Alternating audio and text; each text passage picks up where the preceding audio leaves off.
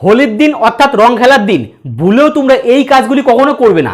যদি এই কাজগুলি তোমরা করো আইনতভাবে তোমাদের জেলও হতে পারে। তো এই কাজগুলি কি কি জানতে ভিডিওতে কোনো স্কিপ না করে পুরোপুরি ভিডিও তোমরা দেখতে থাকো। হোলি অর্থাৎ রং খেলা এই বছরে এটা একবারই আসে। তো এই দিনটায় মানুষ স্বাধীনভাবে রং খেলে, একে অপরকে রং লাগায়। কিন্তু কিছু কিছু অমানুষ হারামি বাবার এক্সট্রা সন্তান আছে। এক্সট্রা সন্তান কথাটা আমি এই কারণে বলছি, যে বাচ্চাকে নেওয়ার ইচ্ছা থাকে না বাবা মার, অথচ কন্ডম ফেটে যার জন্ম হয় তাকে বলা হয় এক্সট্রা সন্তান। মজা করতে গিয়ে অনেক সময় বাচ্চার জন্ম দিয়ে ফেলে, তাকে বলা হয় এক্সট্রা সন্তান। সেই সব এক্সট্রা সন্তানেরা কিছু কিছু নিরীহ পশু যেমন গরু, ছাগল, ভেড়া, কুকুর, বিড়াল ইত্যাদি এইসব পশুর গায়ে যখন রং লাগায় সেই সব পশুর অবস্থা কি হয়। তো এইসব পশুদেরকে কেন রং লাগানো হয়? নিজেরা রং খেলো, নিজেরা রং খেলো, খেলার পরে তোমরা গায়ে সাবান দিয়ে, সার্ফ দিয়ে, নিত্য নতুন প্রোডাক্ট দিয়ে তুমি তোমার রংটাকে তুলতে পারছো। কিন্তু একটা নিরীহ পশুকে যখন তুমি রং লাগাচ্ছ, সেই পশুটার রংটা কি করে তুলবে? রঙে প্রচুর পরিমাণে কেমিক্যাল থাকে, সেই কেমিক্যালের মাধ্যমে আমাদের স্কিনে অনেক সমস্যা দেখা দেয়। এই জন্য রং লাগানোর পরে আমরা স্কিনটাকে সঙ্গে সঙ্গে ধুয়ে ফেলার চেষ্টা করি।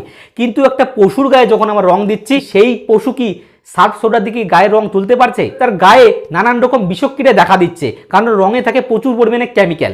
সেই কেমিক্যালের মাধ্যমে তার লোম উঠে যায়, তার চামে অনেক রকম রোগ দেখা যায়। তাই আমার একটাই অনুরোধ, যে সে অমানুষেরা অর্থাৎ বাবার এক্সট্রা সন্তানেরা নিরীহ পশুর গায়ে রং লাগানোর চিন্তা ভাবনা নিয়েছো, তাদেরকে আমি রিকোয়েস্ট করছি তারা ওই চিন্তা ভাবনা মাথার থেকে সরিয়ে ফেলো। কারণ এইসব চিন্তা ভাবনা ভালো ছেলে মেয়েদের মাথায় কখনো আসে না। ওই বাবার এক্সট্রা সন্তান অর্থাৎ কন্ডম ফেটে যার জন্ম হয়েছে তার মাথায় এইসব চিন্তা ভাবনা আসবে।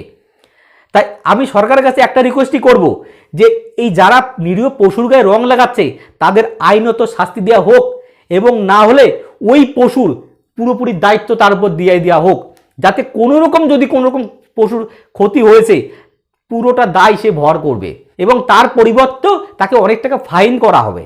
তো এইরকম একটা আইন করা হোক সরকারের কাছে। আমি যতদূর জানি কোনো সুস্থ মস্তিষ্কের মানুষ এইরকম কাজ করে না, একটা নিরীহ পশুর গায়ে কখনো রং দেবে না। কারণ সে কি করে তার রং তুলবে? একটা মানুষ সার্ফ দিয়ে, সোডা দিয়ে ইত্যাদি নিত্য নতুন জিনিস দিয়ে তার গায়ের থেকে রংটা তুলতে পারছে, তার চামে কোনো রকম ক্ষতি হচ্ছে না। কিন্তু ওই পশুটা কি করে তুলবে রং?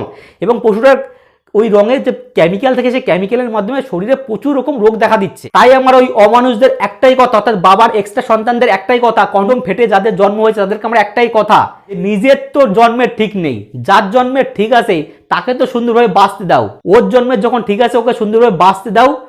রং যদি লাগাতে ইচ্ছা করে নিজের বন্ধু বান্ধবদের লাগাও, নিরীহ পশুর গায়ে কখনো রং দিও না।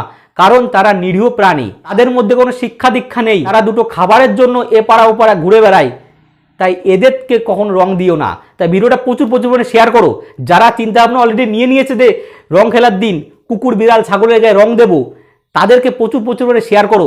কারণ তারা তো অলরেডি বাবার এক্সট্রা সন্তান, যাতে তার থেকে একটু মুক্তি পাই, অর্থাৎ যারও সন্তান থেকে কিছুটা মুক্তি পাই সেই চেষ্টা করাও, যাতে তার বাবার হদিশটা খুঁজে পাই। কারণ তারা তো বাবার হদিশ জানে না, তার জন্য তো তারা চিন্তা ভাবনা নিয়েছে পশুর গায়ে রং দেবো। যদি তার বাবার সন্তান জানতো তাহলে তারা পশুর গায়ে রং দেওয়ার কথা ভাবতো না। তা যদি ভিডিওটা ভালো লাগে তো অবশ্যই লাইক করে দিও, আর যদি চ্যানেলে নতুন হতে হলে সাবস্ক্রাইব করতে ভুলো না। এই ভিডিওটা প্রচুর পরিমাণে শেয়ার করো। যেসব অমানুষগুলো চিন্তা ভাবনা নিয়েছে যে রং খেলার দিন পশুর গায়ে রং দেবো, তাদেরকে প্রচুর পরিমাণে শেয়ার করো ভিডিওটা।